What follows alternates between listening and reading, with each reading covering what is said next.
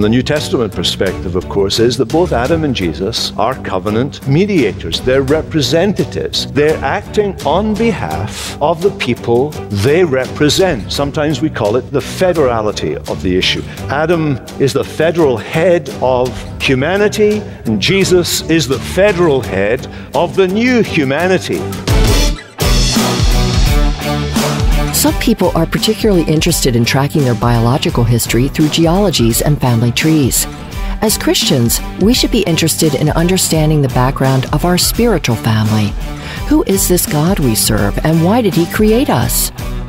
In this broadcast of No Falling Word, Dr. Gallagher will break down the details for us in a message entitled The Anatomy of a Fall. Welcome to No Falling Word with Liam Gallagher. To learn more about this program, support this ministry, or to request a free MP3 download of a message entitled Getting the Gospel Out, call 1-800-488-1888. That's 1-800-488-1888. Let's join Dr. Gallagher as he teaches on the most significant contract breach in all of history, Adam's breaking of his covenant with God. The first people to learn the story of Adam were the children of Israel in the desert with Moses. By the time they're reading this or hearing this taught to them, they've had a great experience. They've had a great experience of God.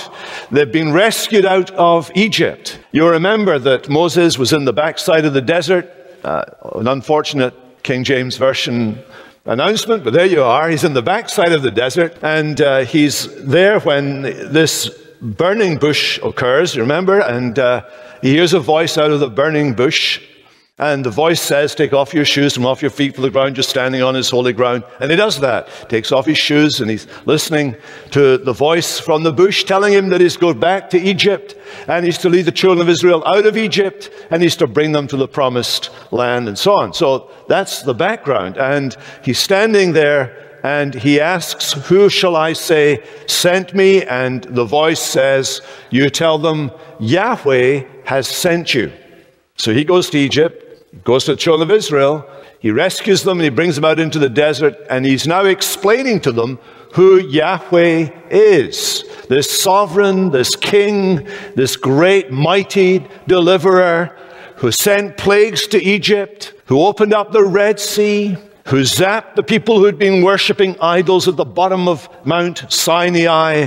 They're wanting to know, who is this? Who is this God that we are serving? The nations round about are asking, what kind of God does the amazing things that the God of the Israelites does? What other God is doing these great actions? And the 5 books of Moses are Moses' answer to the question, who is Yahweh? Who is the God of Israel? What is He like? What does He do? Where is He coming from? And as you read Genesis, you have to understand that this is their introduction to their God. It's the answer to their question. Who is Yahweh, and what is He like? And as they read these 5 books, and especially as they read Genesis, you need to understand that they are thinking about their relationship with this Yahweh in very much the same terms as they understood other similar relationships in the world in which they lived, especially the world of international relationships. They were familiar with what in their language at that time was called a berit.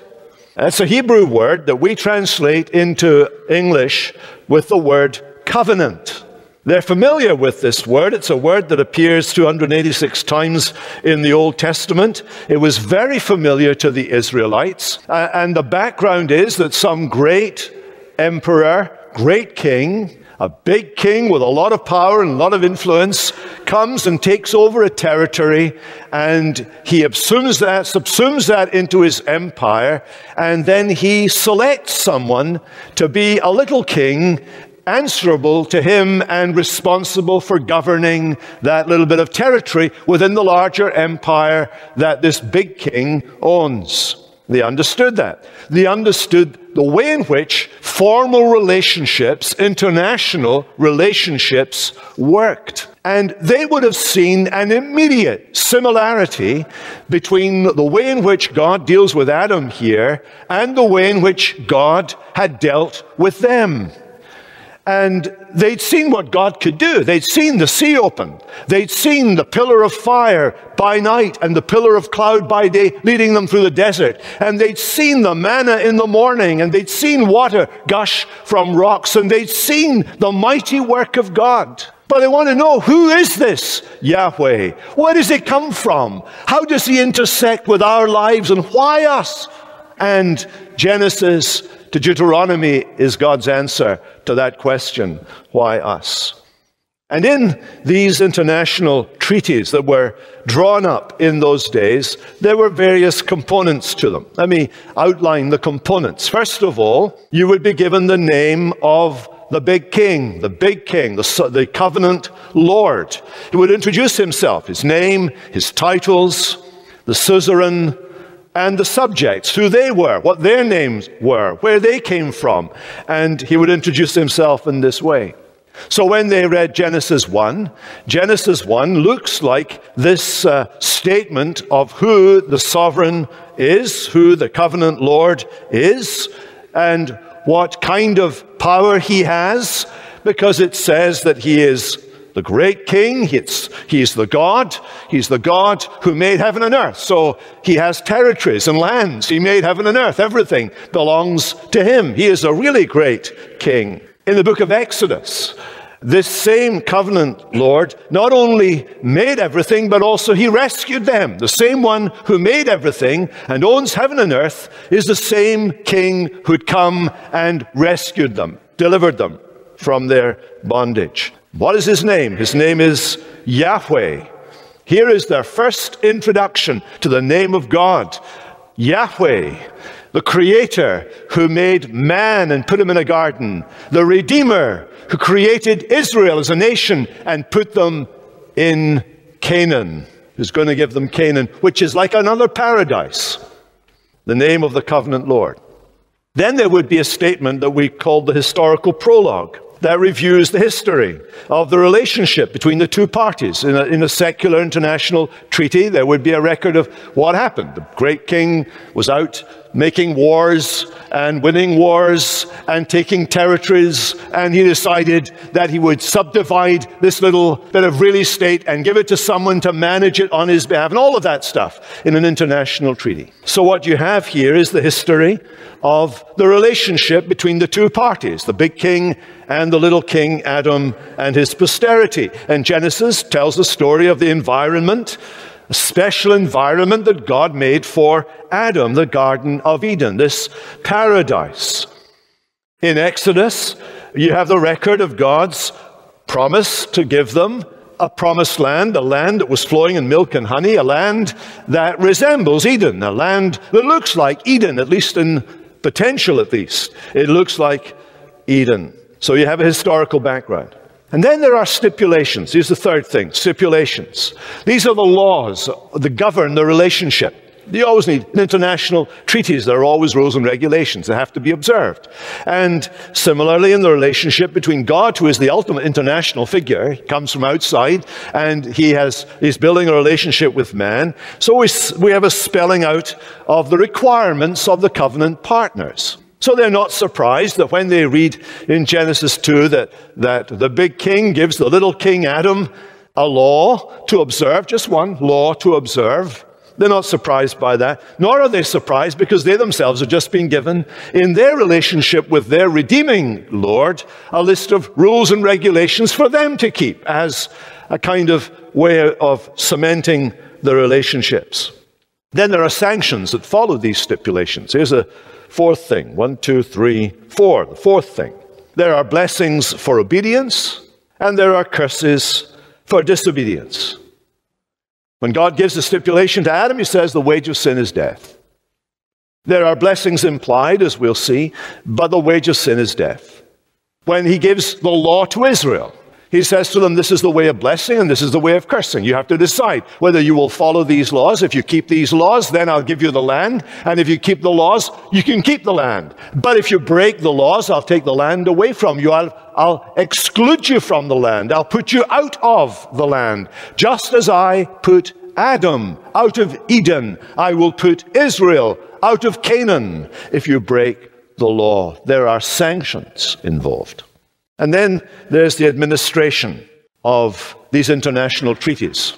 In the international treaties, the covenants that were drawn up in that ancient world, usually a record was written up and it was preserved in the sanctuary of the god, the main god. We're talking about the pagan nations round about. And in the case of this law, a record was made and was placed, you'll remember, in the Ark of the Covenant, in the sanctuary, in the Holy of Holies, in the tabernacle that had been built. Not only was there a public record made, but there were witnesses to the treaty. And not only were there witnesses, but there were also various roles or offices of the covenant partners, the mediator. There was judges or kings or priests and so on. They were appointed in order to administer the covenant proper. Now, as I say, there are these relationships then between what they were familiar with. These first Israelites who heard this, they were familiar with the pattern of this relationship. They could understand, they could get their heads round what this relationship was between them and God, because they saw it played out in the international political realm in which they lived. Now, to be correct, the book of Moses as a whole, from Genesis to Deuteronomy, constitutes the formal covenant document, just as today our whole Bible constitutes the formal covenant document that cements the relationship between the God of creation and the God of the Exodus, and now the God of our redemption in Christ, and us as his people. That's why the whole document that we have, this covenant document, ends with blessings and curses. If you read the end of the book, go to the very end of the book of Revelation, there you'll find at the very end of the book, curses. Anyone who does the things written in this book, blessings. Anyone who doesn't do the things written in this book, who disobeys or whatever, curses. Anyone who adds to or subtracts from anything in this book, curses. This is a covenant document. And in the ancient world, where there was an international treaty kept in the temple of the gods, regularly the people who had said they would subscribe to it had to gather together, and the document would be brought out and would be read in public so that everybody was reminded of the basis of their relationship with the big king and the expectations of the big king as to how they would live their lives. And so written in to the fabric of religious life of Israel and the church is the taking out of the covenant document, the reading of the covenant document as we've had this evening, and its exposition and application to the people who are in a covenant relationship with God. What the New Testament leads us to understand is that in all of God's dealings with people, he has entered into a covenant relationship with people. And that explains the feel of these early chapters of Genesis. There is an element of intimacy in the bond between God and his servant Adam. What happens in Genesis 1 is, and into the first part of Genesis 2, that Adam and Eve are made to hold the office of priest.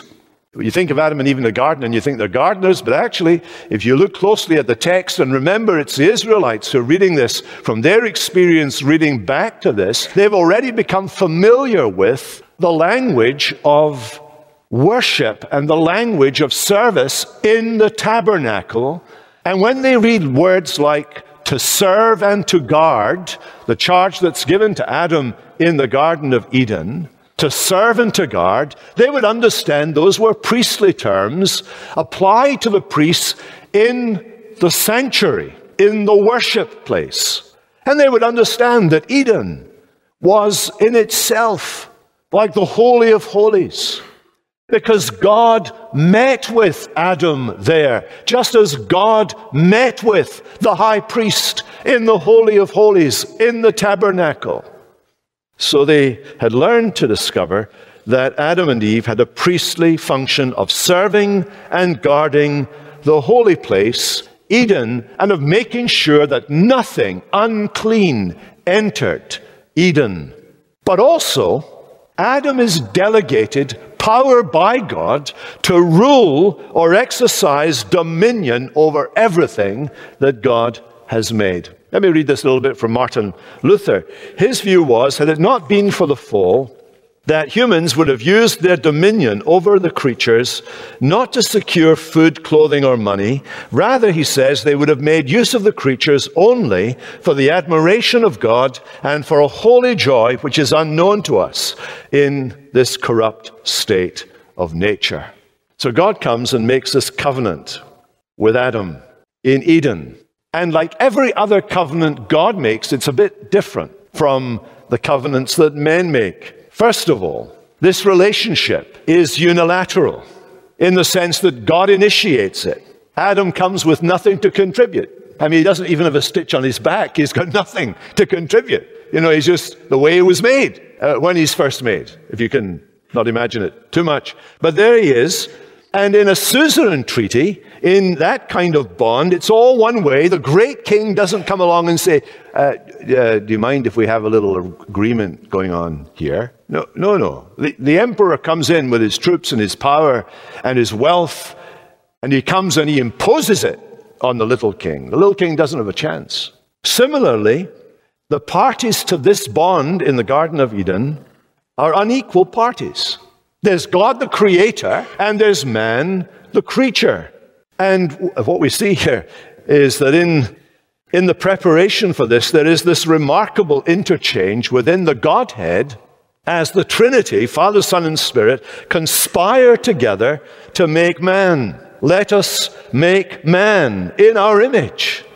That human beings were made, as it were, as a product of, as a result of this great purpose and plan as Father, Son, and Spirit work together, the Father preparing it, planning it, the Son making it happen by the word of his power, the Spirit forming, working with the material to make man in the image of God.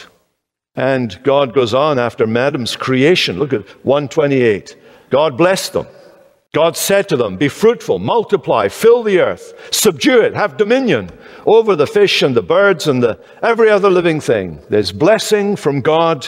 There's a gift of land, the whole earth, and it's to be filled with human seed. In other words, the original mandate pushes the boundaries of Eden beyond its initial boundaries.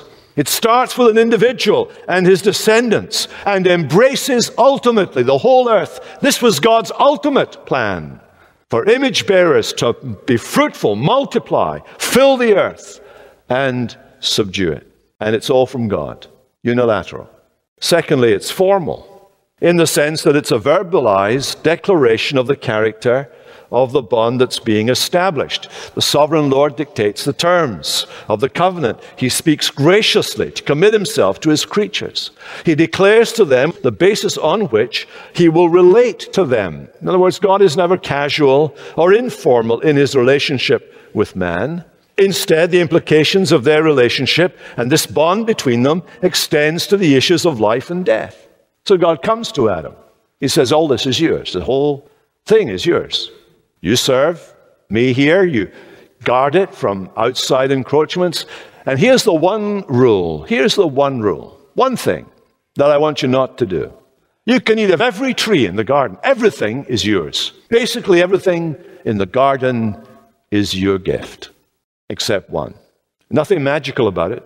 But I have put a ring around this one tree and said, this tree is mine. All the rest are yours. But this tree is mine. So there's one law, and there's a threatened curse. The day you eat of it, you will surely die. And there's an implied promise. It's implied by the presence of the tree of life. Some people have a problem because there isn't much emphasis on that in Genesis 1 and 2. And I guess the reason there's not much emphasis on it is because Adam is going to sin and he's not going to get anywhere near the tree of life. But if you take the Bible as a canon, if you take the Bible as a whole, which we're meant to do from our standpoint, you go to the end of the book and you discover the tree of life is where it's all been going. This is where God wanted to take Adam. If Adam had been obedient, this is where he would have got to in the end. If Adam had been obedient, he would have filled the earth with image bearers who were as perfect as he was. And they would have pushed the boundaries of Eden until Eden filled the whole earth. And at some point in the future, an obedient Adam and his offspring would have been admitted to the tree of life. And having been admitted to the tree of life, been given bodies like Jesus' body of glory, and the whole earth filled with the glory of God. But it was not to be. So in its canonical context, we can say that the promise is implicit in Genesis, explicit in the whole total Bible view of what's going on here. So it's formal. This is a formal relationship. And thirdly, it's a personal relationship, because the subsequent events go on to show God pursued this relationship with Adam through giving him abundant gifts, obviously, having regular meetings with him, having intimate conversations with him. God builds the relationship up with Adam through words. Words are important from the very outset in this relationship, because as most relationships develop, verbal communication is very important, aren't they? And God speaks to him.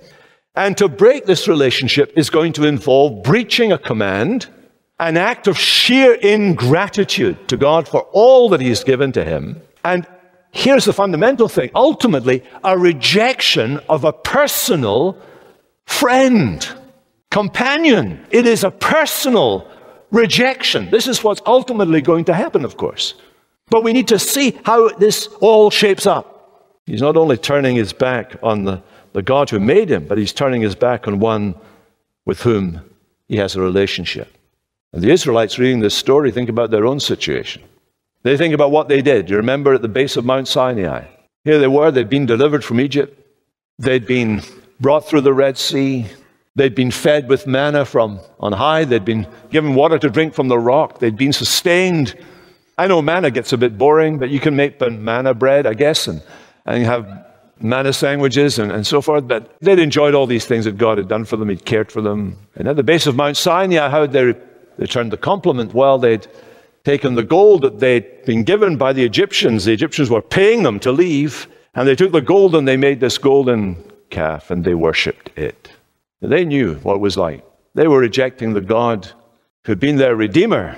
And as they read the story of Adam, they would see what Adam was going to do is reject the God who was his creator. Everything was going well. He wasn't in Egypt. He was not in bondage. Adam was made perfect and placed immediately in a perfect environment. He had no hang-ups in his background.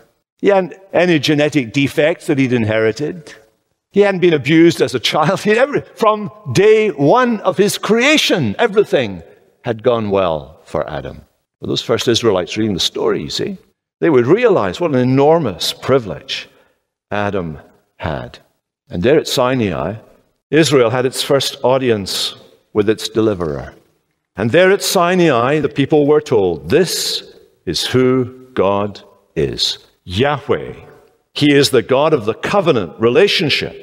He is the God who acted on your behalf, and he's acted in the past to bring you to this place. The book of Genesis acts as a covenantal, historical introduction to the events of the Exodus. God, the great King, is introducing himself through their forefathers. There are 10 occurrences in the book of Genesis of a phrase, a toledot, the Hebrew word for the generations of, or the history of, and it holds the book together. It makes the book make sense. The generations of the heaven and earth, the generations of Adam, the generations of Noah, and so on throughout the book. And the use of that word emphasizes that all of the histories of the universe, of Adam and Noah and Abraham and so on, are all part of the preparation for redemption, the redemption of Israel, and ultimately, of course, our redemption.